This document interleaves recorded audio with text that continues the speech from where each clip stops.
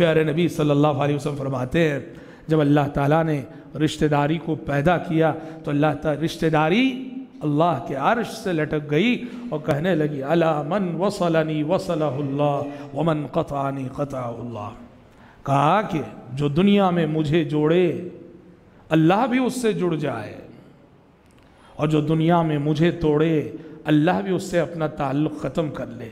रिश्तेदारी ने कोई अल्लाह से दरख्वास्त की, मुनाजात की, कहा कि परवरदिगारा दुनिया में मुझे जो जोड़ने वाला है वो तेरा बंदा है, तू उसे अपना ले, उसे करीब कर ले, और जो दुनिया में मुझे जो तोड़ने वाला है, रिश्तों को तोड़ने वाला, मोहब्बतों को नफ़रतों से बदलने वाला, कहा कि क़तअहुल्लाह, परवरदिगारा तू भी उस बंदे से अपना ताल्लुक़ ख़त्म कर ले।